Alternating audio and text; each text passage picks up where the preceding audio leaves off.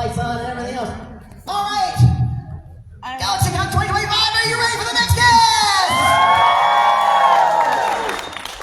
Our next guests are actors, comedians, musicians, and directors whose collaborations include 7 albums, 10 movies, and a vast amount of individual projects across film, television, and animation for several decades. Their names are Chong and Richard Anthony Marin. But since their debut album in 1971, they've been known as the revolutionary duo comedy act, which joins us today. Please welcome Cheech and Chong!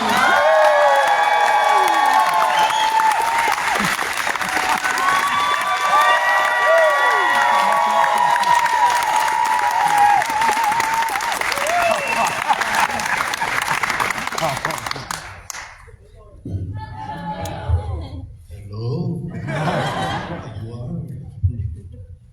Everybody good? Yeah. They look good now. Scanning the crowd here. That's good. So, how you boys been? Welcome to Columbus. What? Welcome to Columbus. We've been here before. I imagine you would. Yeah, a couple Where? times. Honestly, Columbus. At this point, where? Where's Ohio? Yeah. No, we're not in Columbia. Oh, no. At this point, where have you guys not been? Jail, mostly. You've been there. I got my degree. Last time we were in Columbus, they had an honor stone plant, a pharmaceutical plant here in Columbus, and they used to throw quaaludes off the stage. Soapers. Soapers, they call them. Well, I got candy we can throw out, but No. quaaludes. Anybody ever heard of quaaludes? They used to throw off the stage. They're a quaint classic now, I think. Yeah, and then you used to watch bumper cars in the parking lot after the show. Well, what I'd love to do is I want to almost continue our last conversation. I got some stuff out of the way. First and foremost, I'm really curious about what was the relationship you guys had with the studios? So it seemed like it was just a case of, all right, here's a little more money, here's a little more money, but... The studio? Studios, yeah. No, it was a typical Cheech and Chong operation. We just told our manager, Lou Adler at the time, that we were tired of touring, especially going to Australia. And we wanted to do a movie. And that's what we did. And what we did that was unique is that we actually funded our movie ourselves. We didn't know we did. But we found out through court cases that we actually paid for Up in Smoke. And we shot it in less than a month. And it made $10 gazillion. And the studios after that, what do you want to do? They never knew what we were going to do, but here's this amount of money to do it. Go. Yeah. Go. Yeah. And You didn't have to do a pitch or anything like that. It's just like, we want to do something next. And they're like, We didn't have to beg or get on our knees. as long as the movies did well. Yeah. When they stopped doing well. If it's working, you don't fix it. Yeah, I think we talked about the earlier ones, but one we didn't talk on last time was Things Are Tough Over, which I really enjoyed because you guys really began to start branching out with the other characters besides Cheech, the two brothers that, as far as I can tell, are actually kind of the main characters in that movie. You know, Cheech and Chong, you know. Well, the Korsky brothers. No, the Things Are Tough All Over. We were the Arab brothers. Oh, yeah. You wore that giant nose. You gotta turn this Saudi prince onto that movie. I haven't heard from him since. I met the guy from Saudi Arabia, and like he's Prince or something. And I asked him if he ever saw Things Are Tough All Over. He said, no. I said, well, you got it rented, man. It's an art comedic look at your culture. You told him that? Well, And then what happened? I haven't heard from him. I'm waiting for him to say, you know, hey, that's a great movie. I love the humor. It was very funny. I really enjoyed it. Anyways, your question was about Things Are Tough All Over. Yeah. That's okay.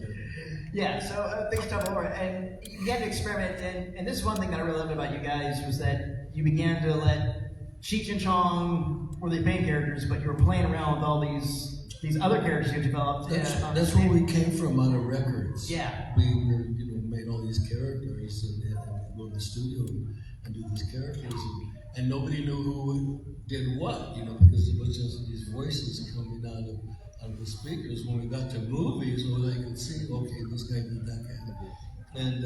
And so but we concentrated on the two main characters, Pedro and Man, for the movies, because those were the strongest guys who emerged from the records. But then we wanted to do characters again, so in the movies. So that's what we did. And then at Boomerang. And the fact that we're incredibly talented. Well, yeah, of course.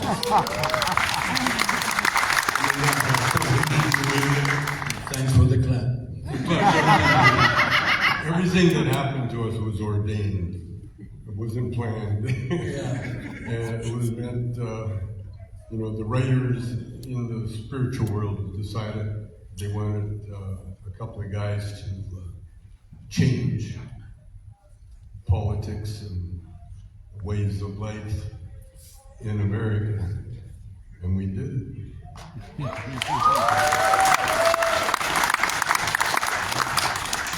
Legal pot and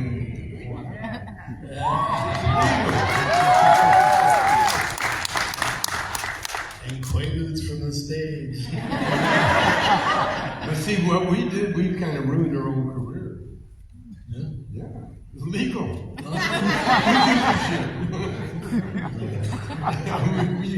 We played a couple of guys, we're going to get caught by the cops for selling dope, smoking dope, Growing dope. That was great. You're talking about you're doing the live stuff, which, again, as a young teenager, watching your movies on Showtime and stuff like that, I wasn't even aware of that until Still Smokin' rolled around, which was like this. Oh, yeah. Well, now, was that the plan? Like, you kind of want to do a half of your concert footage? There's no plan. All right. This shit just happens. No, Still Smoking. We shot it. It was supposed to be a concert movie. Eddie Murphy had just done rock. Yeah. Rough, yeah. And so the studio, hey, want you guys to do a concert movie. And so we said, okay, but then I thought, well, let's do a movie about making the concert movie. Yeah. And that's what Still Smokin' was. And it was great because then we could do bits that we were going to lose after we quit doing our live show. And so we put the wrestlers, the invisible wrestler. I mean, that's Invisible Man. classic bit. Texas rules, no paycheck for the loser, no referee. Itchy scratchy. Itchy scratchy. Bruno Hakaludi, yeah. No, I'm not going to say what the signature move was, but that's right.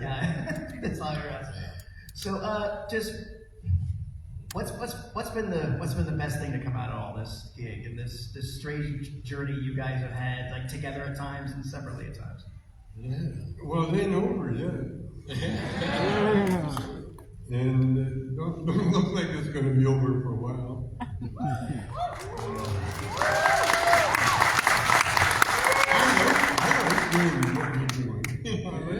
I'm getting paid for signing my name. Yeah. There's something really nice about that. As I investigated more and asked more questions about the phenomenon of these things happening all over the world. And there's this giant subculture that's not even a subculture anymore. It's, you know, It's the culture. it's the culture. Yeah. And we see it. We see it grow up from touring all the years that we toured all over the world, and then we see it happening again here. This is definitely a change of culture here, and I see it manifested in a lot of different ways. You know, the influence of this subculture. I love the what was the one they just put out the parade, not the parade, the defiance against Trump of. Oh, when we were in St. Louis? They had No, that big in LA, parade. it was all over the It was all over. But the U.S. What was the name of that? okay. No Kings, No Kings. I see the influence of this culture of No Kings. Well, they're not. No, they're manifesting the positivity of what they want to see in life, and it's affecting everywhere all over the world. I see it. So I'm having a ball here, you know, to see this go, and it passes from our perspective. It passes in front of us all the time that we're here, all the time, and it never stops. You know, crack me up about Trump. The illegal Mexicans got him elected. He did. He played a salsa tune and advertised to the illegals. And vote for me, man, because I'm a guy. You don't want a woman telling you what to do. And he won. And he won. Next thing you know, they're being deported because they're brown. Bitch. Wow. And what kills me too is that Up in Smoke was about being illegally deported. Supposed to. And his dad really did what we did in the movie. His dad was an illegal, and he had to go back to Mexico, so he turned himself in and got a free ride back to Mexico. And he said, when you guys did it in the movie, man, it just freaked him out. And now, we're going through that again. But I see, one thing we know for sure, God has an incredible sense of humor. Yeah. It's not mine.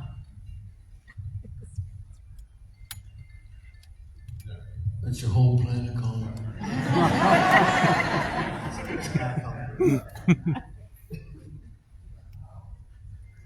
That's how it is.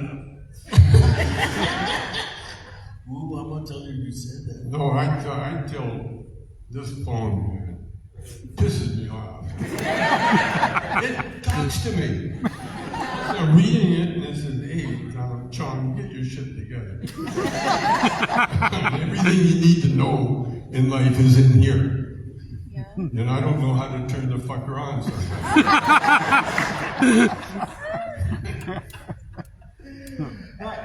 Well, once again, lads, thank you for joining us here this weekend, and thanks for your. Yeah, I was looking at her too. Yeah. Thanks for your talents. Thanks for all the stuff that you've created, and thanks for continuing to create it, man. It's just like it's like the world is always okay knowing you guys are part of it. Thank you very much. In other words, If you're ever in Riverside, California, go see the Cheech Museum in Riverside. It's the first Chicano art museum in the United States. the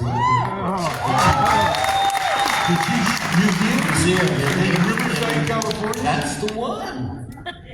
I heard about that. Never went there, but heard about it. I heard a lot of talented Mexicans. Yes. There. Yes, they do. Are you with ICE? And I heard if you go to the museum, no matter where you look, you won't see a picture of Chong. In the Chicano Museum. It's not there. No. It got stolen. I I can give you another one. I have to talk to my insurance. Because they were pissed off about No, that. guys. We're not. There you go. Now I'm taking the audience questions.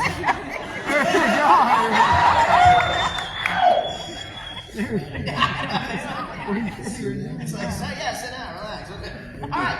Hey, remember we're in Columbus, Ohio. Right, yes, sir. It's for you all. I swear to God, after this was So keep the question limited to, Yeah, right, to Columbus. All right, who's got our first one? Come on, meet me over here. I'm not down here. Don't ask him about Cheech's sexual change operation. I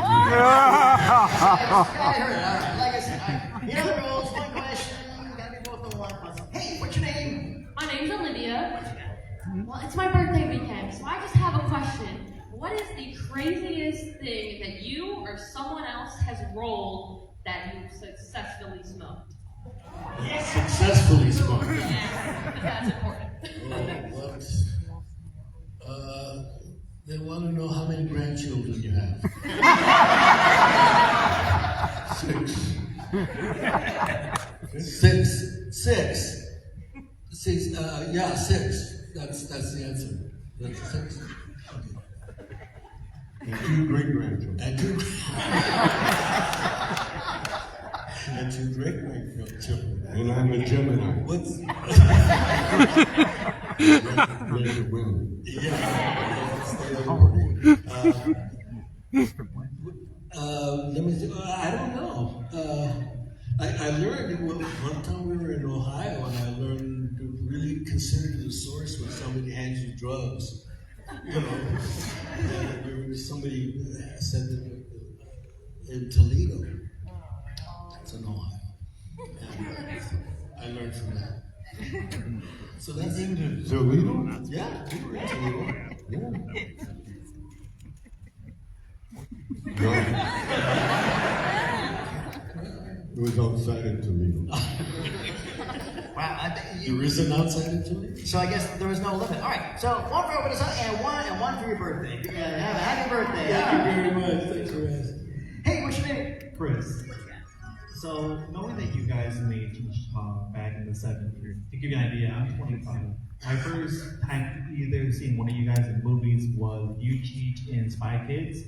How do you feel that your legacy has progressed through the years, knowing different generations didn't know who you were, go back to watch these movies, and then give up on them? Wow.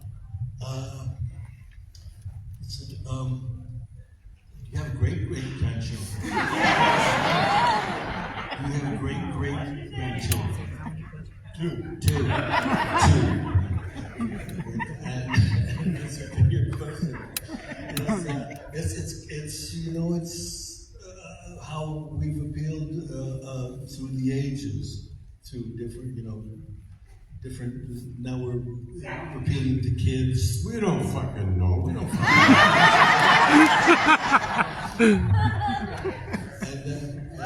And 2 great-grandchildren.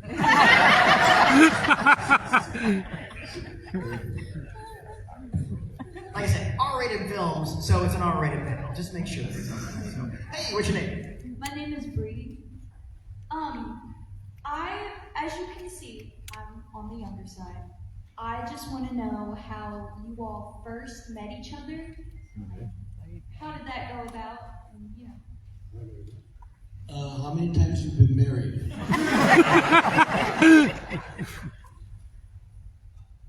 I don't know. You Taking acid, count? Quite a few times. About 6. About 6. About Yes, I think. What was that? I don't know. How'd you guys meet? Oh, how did we meet? Can I tell that one? No. It was an ad in the Free Press. Learn the joys of rubber clothing.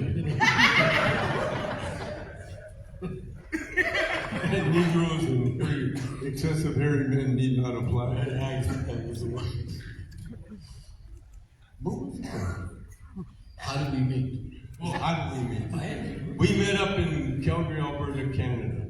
Well, actually, Cheech went up to where I was born and raised, and he was trying to get out of the Vietnam War. Apparently, they needed Mexicans in Canada. But then when Cheech came up to Canada, I didn't know he was Mexican. No one knew he was Mexican because he wasn't supposed to be up there. And so we thought he was something. we eliminated quite a few. That's the first thing we both thought at the same time when we saw each other. What the hell are you? Like a Mongolian biker? The truth was, I had a theater. It started off as a topless bar, or a titty bar. And then we changed it to improv club. And we had actors, and we had a very straight actor that his wife found out that he was with strippers, and she made him quit. And so I was looking for a straight man. And didn't mind strippers. And Cheech, the Ukrainian guy owned a hippie newspaper. He told me about this guy that worked for him, and that's when I went out to where Cheech worked, and I met him. First time I looked at him, what the fuck is that? I had the same thing. And so then Cheech came down to see the show. Because I told him what we were doing, and he said, well, let me check it out first. And he came down, and we were backstage when he walked in, and Cheech walked in with this gorgeous, tall brunette, looked like a movie star. She had a full-length fur coat on, and like it was a movie. Cheech came in looking sharp, and the girls looking sharp, and it was like weird for a titty bar. and we said, all the actors backstage said, oh, yeah. The girl said, he's cute. And I said, we must have something going. And we got a beautiful girl. And so then Cheech joined the act. And the minute he hit the stage, man, everything fell into place. And so much so that people they knew before we knew that we had something going. Because I had the titty bar in the after hours club had some pretty gangster type people in there. And the gangsters, the con men and that, they spot success right before anybody else does. And so I had guys trying to rob us before we were together. In fact, when we did make it, Andy Andrews, this one pimp, he called me up. He told me this scam, how people get money, and the easiest scam is you ask for 1,000 and I'll give you back 2,000. And I just need it for a couple of days. And so you start building trust and blah, blah, blah. And they were going to do that with me. But when Cheech and I, hit the newspapers and they found out that we were legitimate, because it really is a rags, not so much rags, but old clothes to vintage. And that's it. That's how we do it.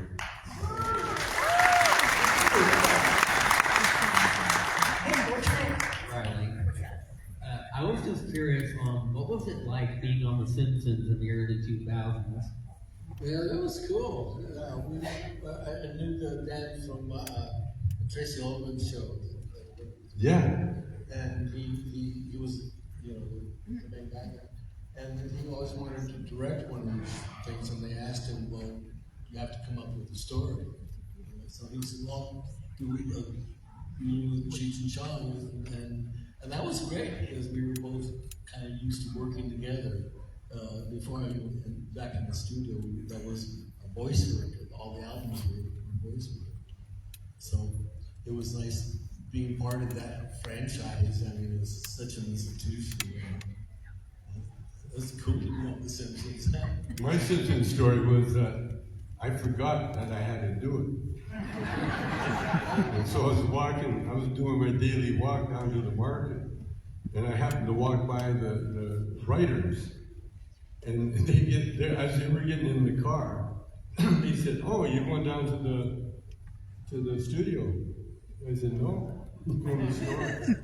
He said, "Well, you're supposed to be recording in a half hour." I said, "Oh.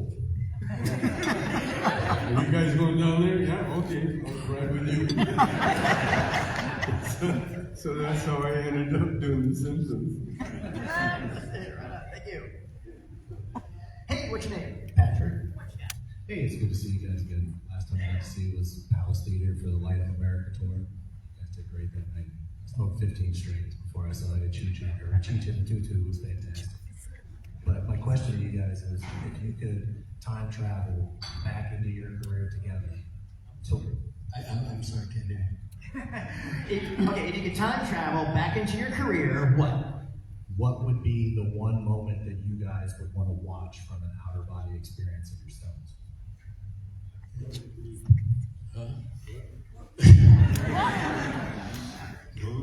Everybody join hands right now.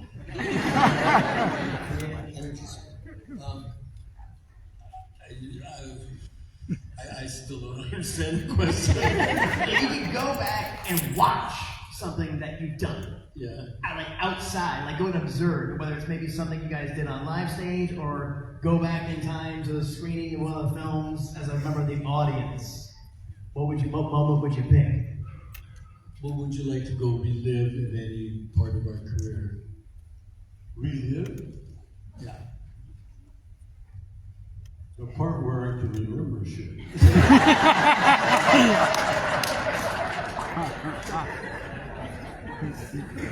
Right now, Not that far back.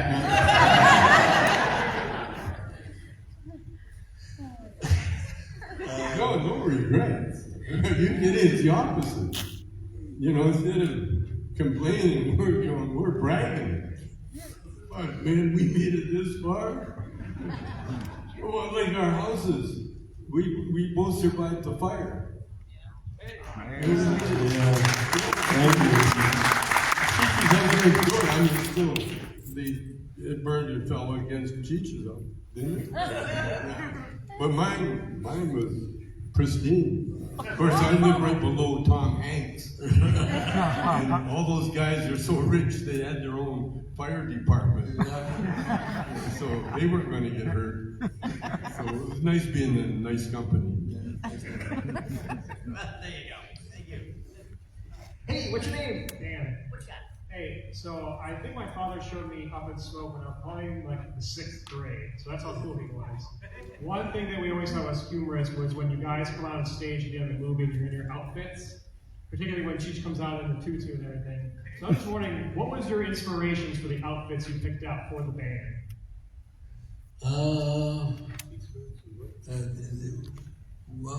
Why did we pick out those costumes? Cheech design. Yeah. His outfit. Totally. My wife, Shelby, she designed me. And she, when I first met her, that's the first thing she did was to start designing me. Seriously, there used to be a thing called a dickie that you could wear as a foamy turtleneck. And so the band, we never had any money, so we all wore the same dickie. And so I was giving my wife, she was a young fan at the time, a ride down to a popular club. And the first thing she said to me when I got in the car was, "Take off that dickie." Hi, how are you? I love your show. She said, "Take off that dickie." and then she said, "Give me some popcorn." Match made in heaven. felt so much as longer. Because she made me we got another person coming up.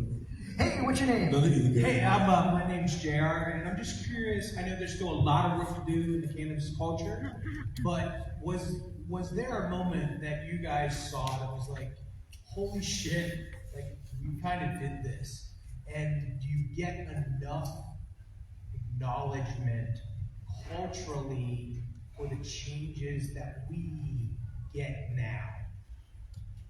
Sure, yeah. Really, yeah. We recognize it all the time because people tell us all the time as we travel the country. So that's the affirmation, the message that we put out there, or the tone, or the sense of humor, or whatever, was accepted on a lot of levels, all over for a long period of time. And so we're doing something right, and people are agreeing with it. So it's cool. It's like we have this big family. I can see it represented here. On all through the ages, so that's the gratitude that we have for that.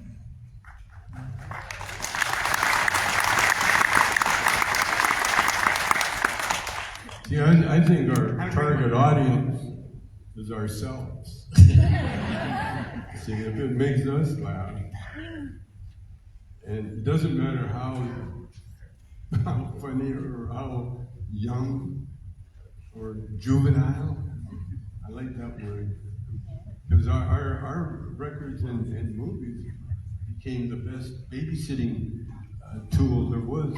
Because babysitters would come over and they'd make sure they had Up and Smoke or some record for sure, and then entertain the rest of the kids and educate them.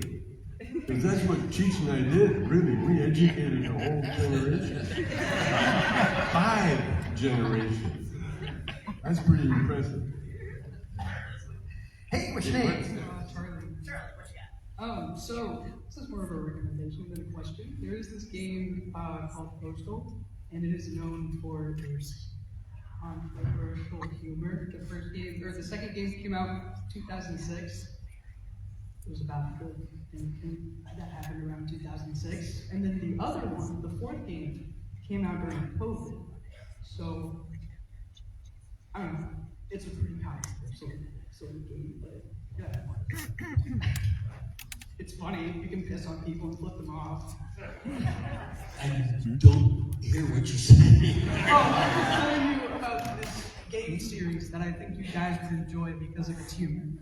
Oh. Okay. It's funny. I just thought you liked it. Pardon? There's a game, he's recommending it basically. It's not a question, he's just telling you guys about this game. You might appreciate it. So you think that the game's humor is evocative of their style? Oh, yeah. Okay. Oh, thank you very much. Okay. I'm not doing this. That's good. All right, that boggled the mind. All right. I'm the only guy alive that's never played a video game. Ever. I mean, I played it once with my son when he was 5 and he kicked my ass. Then I just had no interest. A lot of people do. Yes, they're hard. Don't ring a bell with me. So when's the Cheech and Chong video game? Well, that. No, we're talking. Yeah. No, I don't know. we haven't talked about. All right, we'll talk afterwards. Okay. Hey, what's your name? Cheech from Carpet. Don't worry, since you said that, no Call of Duty questions. Okay. But I love everything you've done from your records, your movies, your cameos. But I love the animated. The cartoon movie that you did was so hilarious to put your bits into a cartoon style. Can we get more? I don't know. I'd like to do some more. Want to do more cartoons? I mean, oh, finally. Finally we get to do more cartoons. Yeah, I don't know. I don't know what I want to do. It'll come. Yeah, if that comes. I am, on the internet learning how to draw figures. Learn how to draw faces, and I love what you can learn on the internet. So, actually, that's where I spend most of my time now, learning shit. Fair. Thank you. Hey, what's your name? Not really a question for, but thank you. We lost my dad 5 years ago this month. And my dad was an old hillbilly from Appalachia, West Virginia. Grew up where there was only two genres of movies, which were John Wayne or Clint Eastwood. That was the only genres of movies. When I was about 13, Up in Smoke popped up on HBO for the first time, right after a Clint Eastwood movie. My dad sat there and giggled like a mental patient for the next 90 minutes, and after that, he only wanted one DVD, because he didn't like movies to rewatch and rewatch.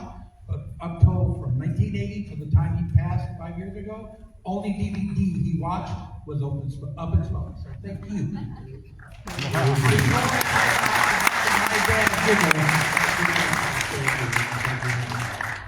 You like weed, we're medicine. Hey, what's your name? Jason. Jason. By the way, awesome. Again, I think I mentioned this yesterday. Christmas vacation to Sinners for, right? Yeah. What you got? Well, I was going to ask, you already kind of leaned into it a little bit, but can we get another movie from you all addressing the plight of the Latinos in America currently?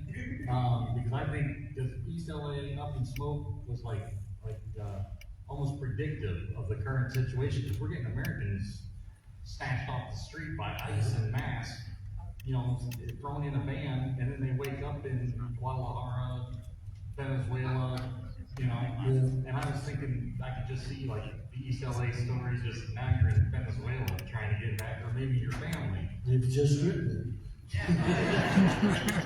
You too. Yeah. The story. Oh, well, it could. Yeah. I don't know. Making movies is a tough gig. It's a hard one enough. It just shows you that life is an adventure. Nothing is for sure. And you never know what you're going to do or when you're going to do it. It's just full of surprises. And it's going to keep doing that. Back in the 70s, you guys remember Pookie from Detroit? He was a purveyor of stuff. And when you guys came and were doing concerts or traveling through Detroit, he helped you get that stuff. He says you still owe him a bill. He's looking for it. he said you can look him up. We are just about time. This is like our last question. Come on up. Hey, what's your name?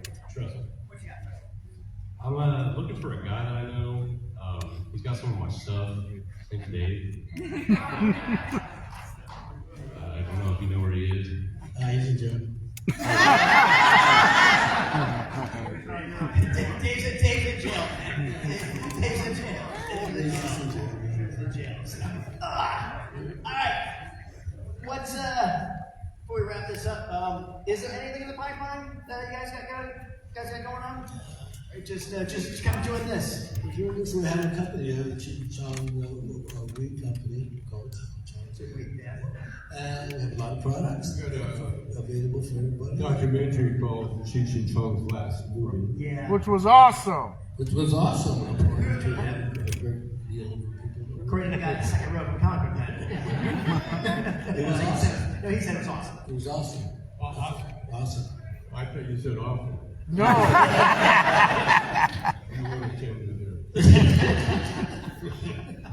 No, it's a great. It might even be shown at Cheech's art gallery. You never know. Might have a screening there. For press, so we can advertise the movie and the art gallery. So have a worldwide, eventually create a franchise where there'll be Cheech art galleries all over the world. It's a museum. It's a museum. Called. Say it after me. Museum. It's a museum. Oh, you know what you could have? Cheech's Trump Museum.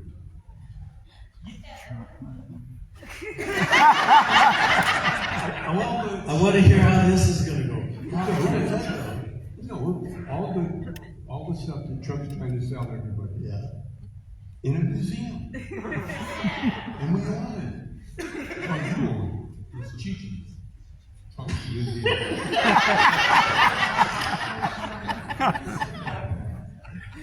Okay.